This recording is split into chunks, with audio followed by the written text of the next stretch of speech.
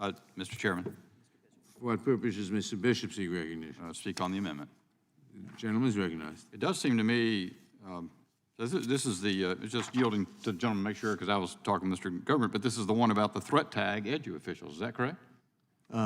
Yes, it is correct.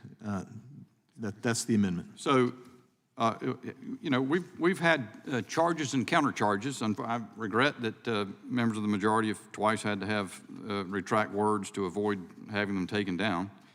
And we really ought to be able to have a discussion around this. You know, it's interesting. I think one thing I've seen is I've come up here and been here a relatively short period of time. I didn't retract any words.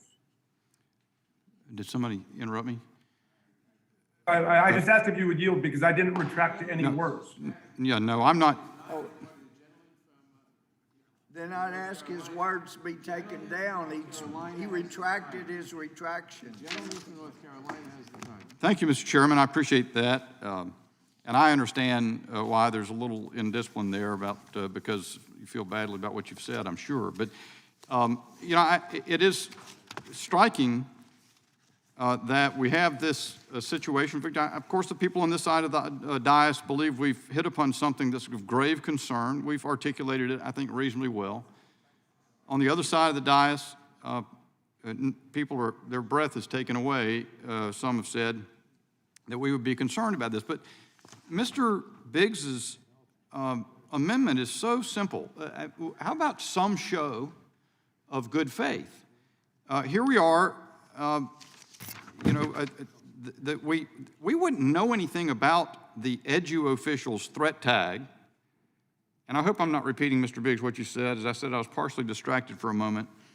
But we wouldn't know that there's a threat tag created, popularized, disseminated around the FBI by the Counterterrorism Division to establish this threat tag edu officials to associate it with parents of school children who went to protest at their school boards.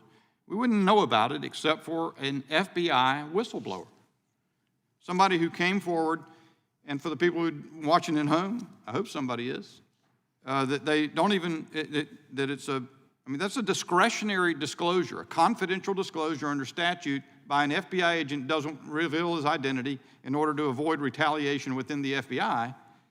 That's the whole reason we know that this threat tag was established by the Counterterrorism Division.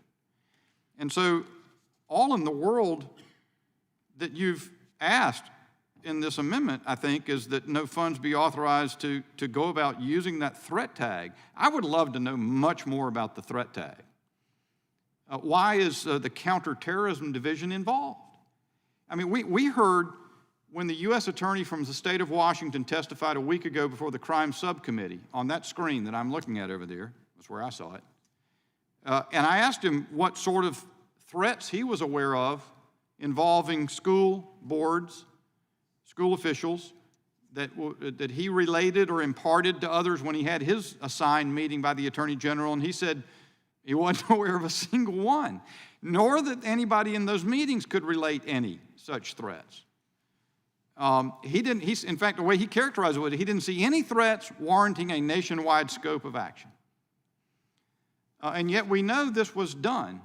So if there's the slightest good faith desire on the part of the majority that's putting this bill through a markup to allay the concerns that are triggered by that sequence of events, even until, you know, notwithstanding that we have been denied the opportunity to obtain a full accounting about it, then what a simple amendment. What would be wrong with that?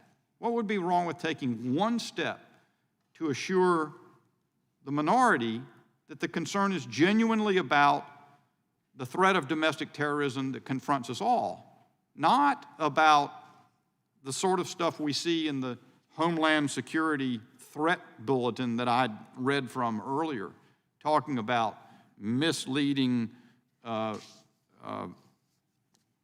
speech, you know, that is disinformation and misinformation about COVID-19.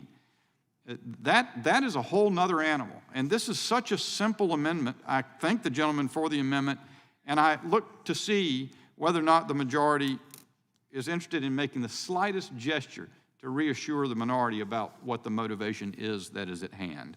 And with that, I yield back. The gentleman yields back. For what purpose does the gentlelady from Texas seek recognition?